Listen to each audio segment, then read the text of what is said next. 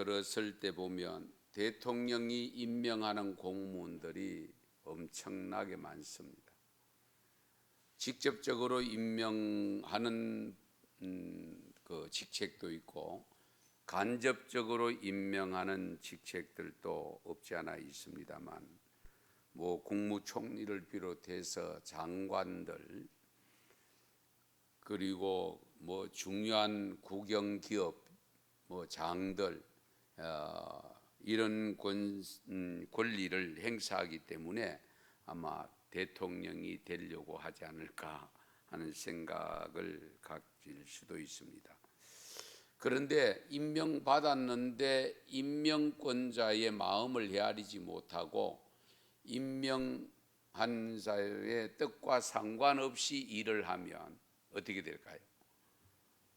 아마 얼마 오래 못 가서 그 직을 내려놓아야 될 수도 있고 다른 사람이 또 임명받을 수도 있습니다. 오늘 본문 말씀 18절에 보면 예수님이 제자들을 향해서 하신 말씀인데, 내가 너희 모두를 가리켜 말하는 것이 아니니라. 나는 내가 택한 자들이 누구인지 알미라. 예수님이 내가 택한 자를 누구인지 안다. 모를 리가 없지요. 다 알잖아요. 예수님이 택한 자를. 그러나 내 떡을 먹는 자가 내게 발꿈치를 들었다 한 성경을 응하게 하려는 것이다. 이 내용의 말씀을 들으면 그냥 슬쩍 들어가지고는 이해가 쉽게 되지 않습니다. 내가 택한 자를 내가 아는 건 당연하죠. 그런데 여기서 내가 택한 자 중에서 누구를 안다는 것이냐, 다를 전부를 일컫는 것이 아닙니다. 내 떡을 먹는 자가 내게 발꿈치를 들었다 한 성경을 응하게 하려는 것이니라.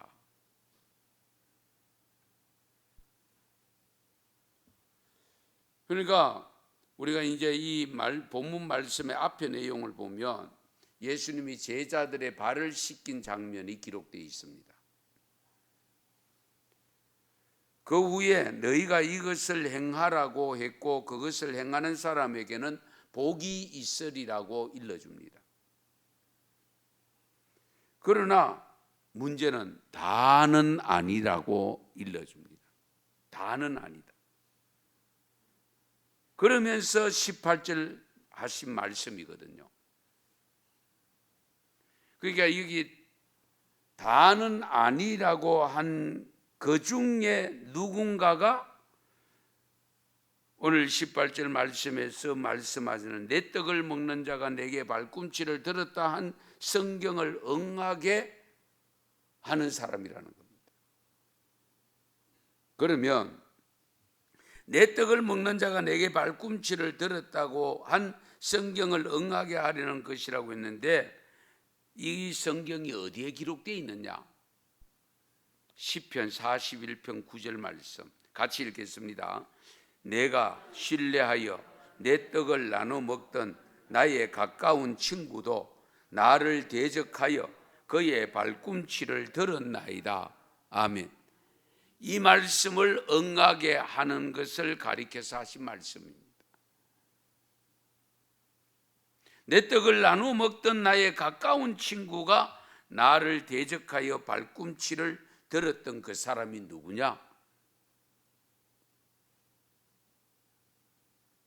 이것은 뭐 우리가 이미 다 알고 있는 사람입니다만은 오늘날 세상 사람들의 삶 속에서도 보면 가끔 배신자 있죠. 배신자. 배은망덕한 사람. 임명받아 놓고 임명권자의 뜻을 따르지 아니하고 의중을 생각지 아니하고 자기 멋대로 한다면 그거는 배신자죠. 택함을 받아 놓고도 택한 사람을 어렵게 만들거나 택한 사람의 뜻을 따르지 않는다면 그 실망감은 오죽하겠어요. 그런데 예수님이 제자들의 발을 씻기실 때 베드로는 자신의 발뿐만 아니라 몸까지 씻어달라고 했잖아요. 몸까지. 그때 예수님은 이미 목욕한 자는 발밖에 씻을 필요가 없다라고 말씀을 합니다. 왜? 온몸이 깨끗하기 때문에. 그런데 이에서 하신 말씀이 너희가 깨끗하나 다는 아니다. 너희가 깨끗하나 다는 아니다. 여기 다 깨끗하지 않는 사람이 있다는 것을 말씀하는 내용이잖아요. 다는 아니다. 다 깨끗한 건 아니다. 그 말은 뭡니까? 더러운 사람이 있다. 그 더러운 사람이 한 사람이 두 사람인지 모르지만은 있다는 겁니다. 그런데 우리 앞에 그 11절을 보시면 이렇게 말씀합니다. 이는 자기를 팔 자가 누구인지 아심이라. 그러므로 다는 깨끗하지 아니하다 하시니라. 다가 깨끗하지 아니하다, 깨끗하지 못한 사람이, 깨끗지 않는 사람이 있다는 것은 그가 누구냐? 나를 팔 자다. 예수님을 팔아넘길 사람이다. 결국 가룟 유다를 두고 한 말씀입니다. 요한복음 6장을 살펴보면요, 우리 이해를 돕기 위해서 요한복음 6장 64절 같이 읽겠습니다. 그러나 너희 중에 믿지 아니하는 자들이 있느니라 하시니 이는 예수께서 믿지 아니하는 자들이 누구며 자기를 팔 자가 누구인지 처음부터 아심이러라. 아멘. 이어서 65절 또 읽겠습니다. 또 이르시되 그러므로 전에 너희에게 말하기를 내 아버지께서 오게 하여 주지 아니하시면 누구든지 내게 올 수 없다 하였노라 하시니라. 아멘. 요 말씀만 보면 좀 이해가 좀 안 되죠. 알면서 왜 선택했나? 그런 생각 안 들어요? 미리 다 아셨으면 아는데 왜 선택했냐? 이런 의문이 들 수밖에 없죠. 그런데 이런 대화가 오고 가는 가운데서 다른 많은 사람들이 예수님을 떠납니다. 성경을 읽어보면 이때 예수님께서 다시 12 제자에게 묻기를 너희도 가려느냐? 사람들이 떠나니까 너희도 가려느냐? 그때 베드로가 다시 대답하잖아요. 주여, 영생의 말씀이 주께 있사오니 우리가 누구에게 가오리까? 우리가 주는 하나님의 거룩하신 자인 줄 믿고 알아사옵나이다. 믿고 알았다. 이 고백을 듣고 계시던 예수님께서 다시 대답합니다. 내가 너희 12를 택하지 아니하였느냐? 그러나 너희 중에 한 사람은 뭐라고요? 마귀다. 이런 소리 들으면 정말 기분 나쁠 텐데, 그렇잖아요. 너희 중에 한 사람 마귀다 하면 서로가 누굴까? 내일까? 저 친구일까? 뭐 별의별 생각 다 의심이 생기잖아요. 그런데 이 말씀은 가로 시몬의 아들 유다를 가리키심이라. 그는 12 중에 하나로 예수를 팔 자르라.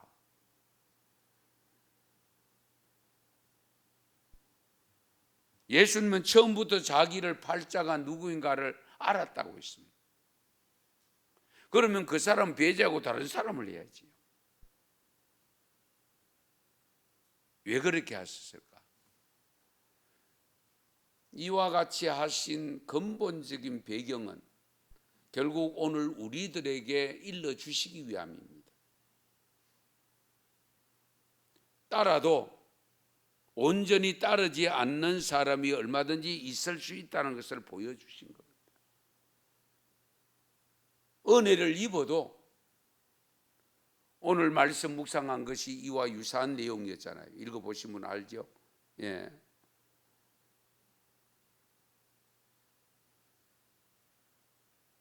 그러니까 이해가 안 되잖아요, 솔직히. 3년 동안 따라다녔고 철석같이 믿는다고 했던 제자들도 막상 예수님이 신문 받으러 갈 때는 다 흩어지고 없고 베드로는 멀찍이 따라갑니다. 결국 3번을 예수님이 말씀하신 대로 부인을 하게 되죠. 우리가 신앙생활하는 것이 이와 같은 유형의 모습이 얼마든지 있을 수 있다는 거예요. 그래서 우리는 끝까지 믿음을 지켜야 됩니다. 네. 좋을 때 믿는 거야 누가 못 믿겠어요? 그렇지 않아요? 잘 될 때에 누가 못 믿겠어요?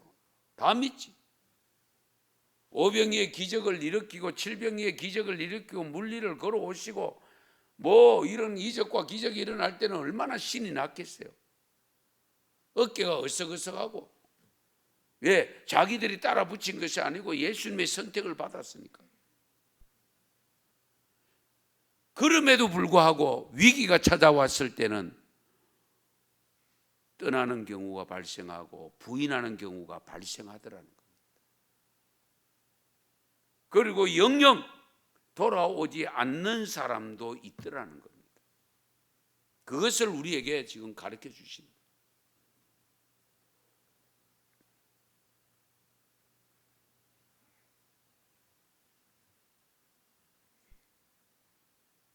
그래서 20절 말씀을 보면 내가 진실로 진실로 너희에게 이르노니 내가 보낸 자를 영접하는 자는 나를 영접하는 것이요 나를 영접하는 자는 나를 보내신 이를 영접하는 것이니라. 우리가 택함을 받았다. 나는 주님의 제자다 하는 것을 무엇을 통해서 구체적으로 알 수 있느냐는 겁니다. 다 믿는다고 하잖아요. 가룟 유다는 믿는다고 안 했습니까? 다 믿는다고 하지. 그런데 그 믿음의 확인이 되려고 하면 오늘 방금 20절 읽은 말씀대로 내가 보낸 자를 영접해야 된다. 예수님이 보낸 자를 영접해야 되고 그를 영접하면 나를 영접하는 것이 되고 나를 영접하면 곧 나를 보내신 하나님을 영접하는 것이 된다.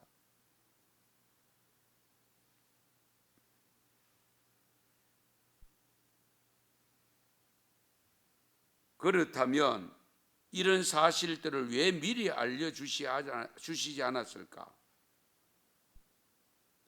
19절 말씀 같이 다시 읽겠습니다. 19절입니다. 지금부터 일이 일어나기 전에 미리 너희에게 일러두면 일이 일어날 때에 내가 그인 줄 너희가 믿게 하려 함이로라. 아멘. 미리 일러준다. 이유는 이런 일이 일어날 때에 바로 내가 그인 줄 알게 하기 위함이다. 그런데 문제는 미리 다 알려줬음에도 불구하고 베드로에게 그랬잖아요. 네가 부인하리라. 그 정도 알려줬으면은 그 지경에 이르고 계집종이 그 이야기를 하면 예수님이 하신 말씀대로 진짜 내가 부인하게 되는갑다. 안 해야 되지 하고 그 자리에서 박차고 일어났으면 얼마나 좋았겠어요. 그런데 3번 부인하고 난 다음에 닭이 울 때에야 비로소 깨닫잖아요. 그래라도 늦게라도 깨달으니까 다행이죠. 회개하니까 다행이잖아요. 수제자가 되잖아요. 예. 그래서 우리가 이 회개하는 마음은요, 그때마다 당장에 일어나지 않는다 할지라도 조금 늦은 감이 있다 할지라도 회개가 되면 다행인데 회개 안 되면 곤란합니다. 가룟 유다가 그 모습을 보여줬잖아요. 양심의 가치가 느꼈잖아요. 그런데 진정 베드로처럼 울며 통회하고 자복하고 돌아왔으면 얼마나 좋겠어요. 그런데 결국은 돈을 집어 던지고는 그러고 나가서 스스로 목매어서 목숨을 끊고 말잖아요. 안타까운 일이지.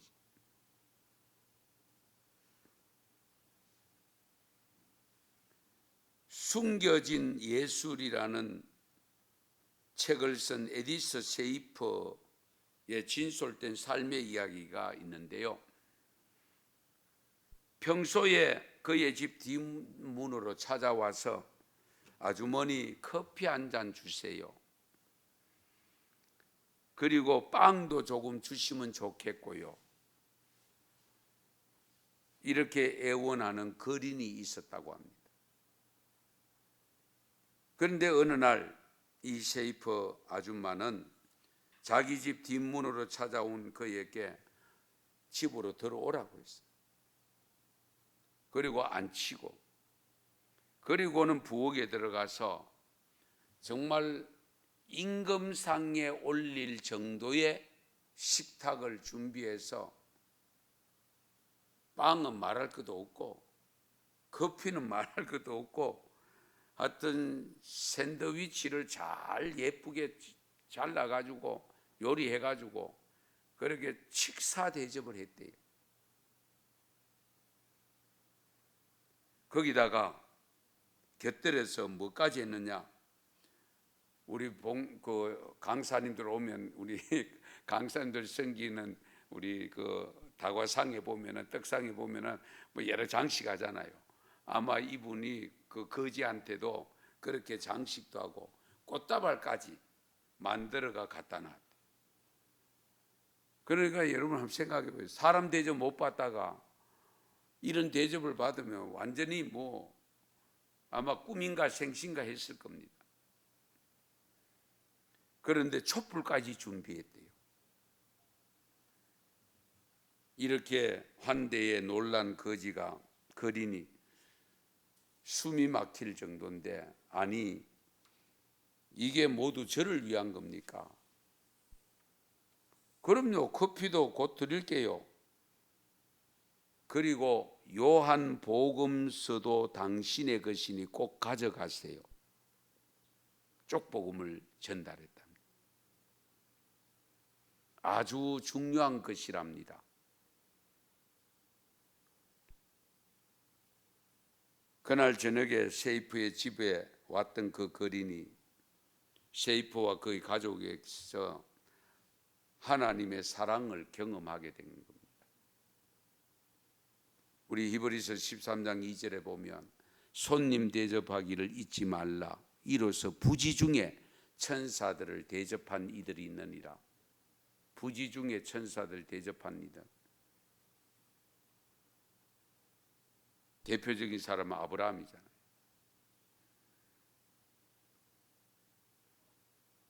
주님은 우리를 보실 때 무엇을 보고 판단하시며 자신이 택한 것이라고 구별할 수 있게 만드는 것이 무엇일까? 분명히 알아야 되는데요. 우리 예수님은 말씀합니다.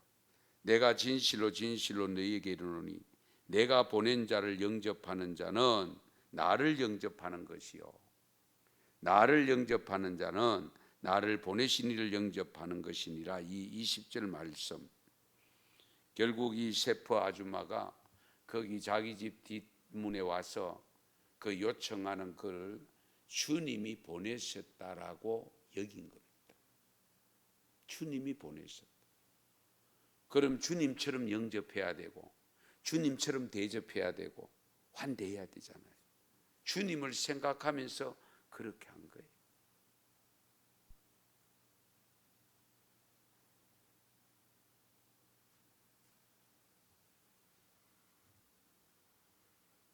그래서 예수님이 누구를 선택하는지를 아는 기준이 뭐냐면 앞에서 읽었습니다마는 20절 말씀입니다.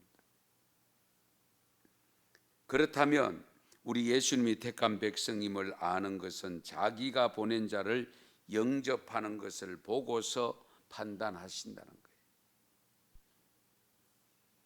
예수님이 파송한 자를 영접하면 보낸 자를 영접함이 되고 예수님을 영접함이 되고 예수님을 영접하는 자가 곧 하나님을 영접하는 것이 된다. 그래서 우리가 사람을 대할 때에 잘 대해야 됩니다. 늘 주님이 그런 모습으로 다가올 수 있다는 겁니다. 문전박대하면 주님이 문전박대 당하는 경우가 발생할 수 있다. 적어도 우리가 하나님을 믿고 예수 그리스도를 구주로 믿는 성도들의 삶에서는 그가 어떤 사람이냐를 지나치게 구분하면 안 돼요. 도와달라고 할 땐 도움이 필요하겠죠. 우리 마음이 그렇잖아요. 서먹서먹할 때가 있고요. 해야 되나 말아야 되나 순간적인 갈등이 올라올 때도 있습니다. 제가 오늘 겪은 이야기 하나 할까요? 제가 시내 다른 교회에서 회의가 있어서 갔다가 우리 차량을 우리 이제 스타렉스에 여러 가지 좀 손볼 게 있어가지고 김팔곤 집사님 그 가게에다 맡겨놓고 회의 갔다가 서문시장 쪽에 내려가지고 거기서 거기까지 걸어왔어요. 한 1.5km 되는데. 그런데 그 서문시장 앞에 큰 육교가 하나 있잖아요. 그 육교를 이제 동산병원 앞에서 내려가지고 올랐는데 한 분이 이러고 동을 이렇게 하나 놓고 있더라고요. 순간적으로 갈등이 생기더래요. 놓고 가야 되나 말아야 되나. 예. 그런데 보이 500원짜리 동전 2개, 100원짜리 3개, 제가 개수까지 눈에 확 들어오더라고요. 그래서 저는 지폐를 하나 꺼내가 드렸습니다. 왜? 주님일 수 있기 때문에. 우리가 이런 경우들이 얼마든지 있을 수 있잖아요. 예. 바로 오늘 이 20절의 말씀은 바로 그 말씀이에요. 예. 내가 보낸 자, 우리 예수님이 보낸 자가 누군지를 어떻게 알아요? 예. 그러나 지나가는 나그네인 줄 알고, 지나가는 거린인 줄 알고, 지나가는 어떤 사람인 줄 알고 도왔는데 그것이 바로 주님이 보내신, 하나님 보내신 자였더라는 겁니다. 그래서 하나님의 복을 받아 백세의 아들을 얻겠다는 축복을 받잖아요. 예.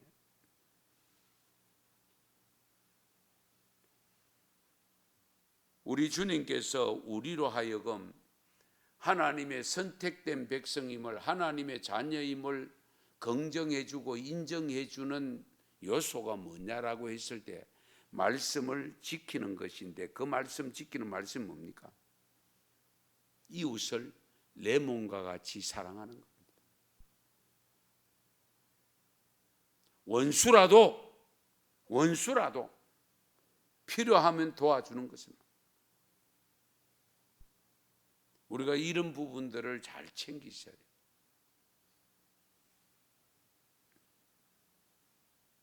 마태복음 8장 16절에서 17절 말씀 같이 읽습니다. 저물매 사람들이 귀신 들린 자를 많이 데리고 예수께 오거늘 예수께서 말씀으로 귀신들을 쫓아내시고 병든 자들을 다 고치시니 이는 선지자 이사야를 통하여 하신 말씀에 우리의 연약한 것을 친히 담당하시고 병을 짊어지셨도다 함을 이루려 하심이더라. 아멘. 여기서 주님께서 우리의 연약함을 친히 담당하셨다. 이 단어가 바로 영접하다는 의미를 가진 아비노라는 단어입니다. 우리 연약함을 친히 담당하셨다. 이것이 영접하다는 의미를 가진 단어와 동일하다.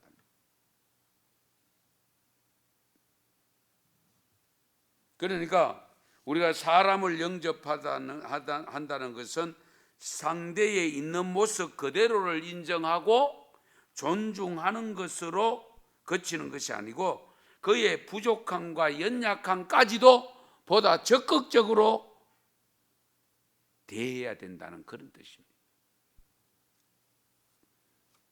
그냥 혀만 차고 끝내는 것이 아니고 필요한 부분을 진정으로 우리 예수님이 연약함을 친히 담당하신 것처럼 나도 그의 연약함을, 그 사람의 연약함을 친히 담당하는 그것이어야 진정한 영접함이 된다는 겁니다. 그렇다면 오늘 우리는 바로 이런 삶을 살고 있는가? 질문을 던질 수밖에 없고, 어떤 길을 걸어가고 있는지를 돌아봐야 되겠고요. 우리 주님의 택함 받은 사람들의 삶을 진정 살고 있는가를 늘 돌아봐야 됩니다.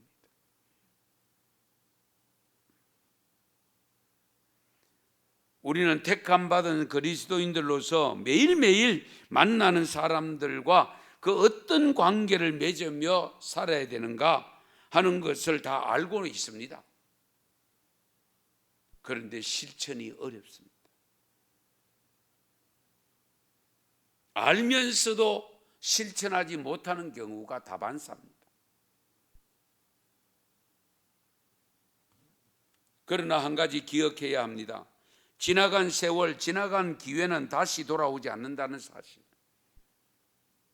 그러므로 우리는 주어진 시간들을 선용해서 주님의 선택받은 자로 알게 되는 삶을 사는 데 최선을 다해야 됩니다. 물론 사람들의 인정도 받아야 되지만은 결국은 주님이 인정해 주셔야 되잖아요. 너는 내 아들이다. 너는 내 딸이다. 주님이 인정해 주셔야 돼요. 그래서 우리의 삶은 항상 공사 중입니다. 아시겠어요? 공사 중. 공사 완료 아닙니다. 늘 공사 중입니다. 지금도 하루하루 나의 집을 세워가야 됩니다. 우리 주님이 우리를 대신해서 있을 곳을 준비한다고 했잖아요. 그 있을 곳을 준비하는 그곳에 내가 들어가기 위해서는 이 땅 위에서 주님을 진정으로 영접한 삶을 살아야 된다. 그래야 그 집을 내가 들어갈 수가 있는 거예요.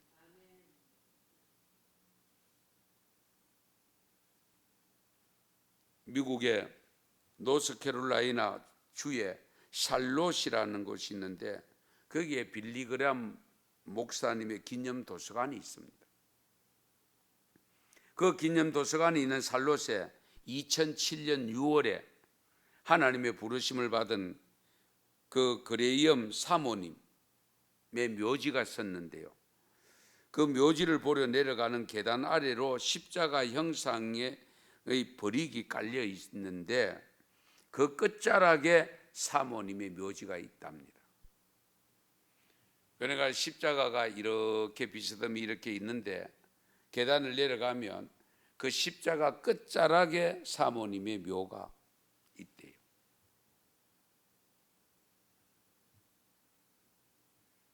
그 왜 그렇게 했느냐? 늘 그 사모님이 살아 생전에 유언처럼 말씀한 내용이 있었답니다. 나는 주님의 십자가 밑에 놓여야 할 사람이다. 십자가 위가 아니고 십자가 밑에 놓여야 할 사람이다 하는 말씀을 자주 하셨기 때문에 그 뜻을 따라서 결국 그 십자가가 놓여 있는 그 밑에 무덤을 갖게 되었다는 그런 일화가 있습니다. 그러면서 그 그레이엄 그 목사의 평생의 주제가 뭐냐면 모든 것 주를 위해, 모든 것 주를 위해, all for Jesus. 그리고 그 사모님의 빗속에 새겨진 글이 있는데요. 인생의 공사가 이제 끝났어요. 당신이 인내해 주신 것 감사해요. 라는 글이 적혀 있답니다. 그렇죠? 공사가 이제 끝났다. 주님 앞에 서야 끝나는 겁니다. 그 전까지는 공사 중입니다. 잘못된 것이 있으면 고쳐야 돼요. 바로 잡아야 돼요. 왜? 아직 공사 중이니까. 그 끝 마무리를 잘해야 되잖아요.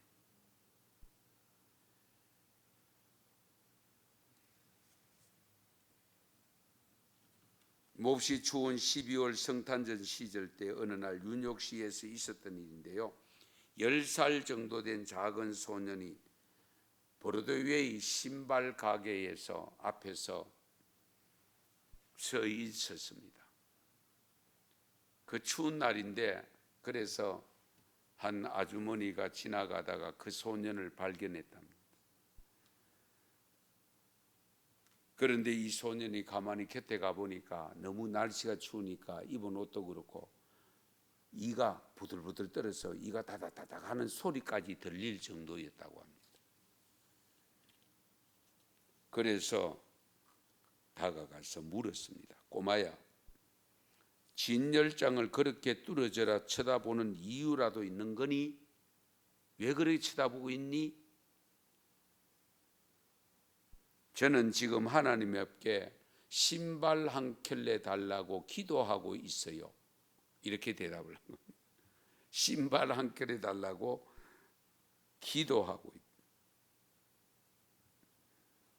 이 말을 듣는 순간에 이 소년의 손을 잡고 그 신발 가게에 들어갔더니만은 양말도 있어서 양말을 우선 6켤레 사가 그리고 이 소년을 주인에게 부탁을 해서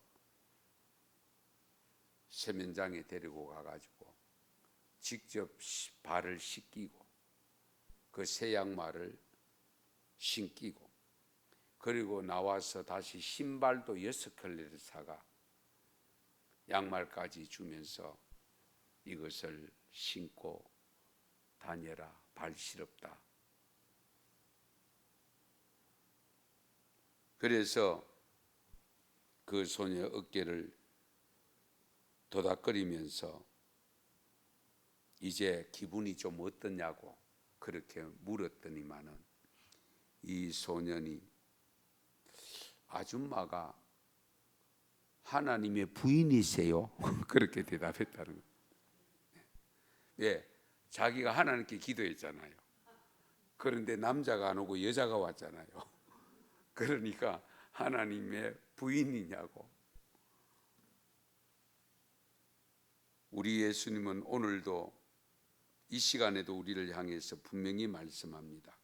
진실로 진실로 너희에게 이르노니 내가 보낸 자를 영접하는 자는 곧 나를 영접하며 나를 영접하는 것은 곧 나를 보내신 아버지를 영접하는 것이라고 일러주시는 이 말씀을 우리가 깊이 생각하시면서 늘 순간순간 주님 보여주세요 할 거 없어요. 주님은 다양한 모습으로 우리에게 다가오십니다. 그 다가오시는 주님의 모습을 잘 분별해서 정말 주님 대하듯이 대하면 우리 주님께서 나의 믿음을 인정하시고 있을 곳이 다 준비되면 와서 불러가셔서 영원히 나와 함께 있자구나 하는 음성을 듣게 될 줄 믿습니다. 그런 놀라운 역사가 있기를 바랍니다. 기도드리겠습니다.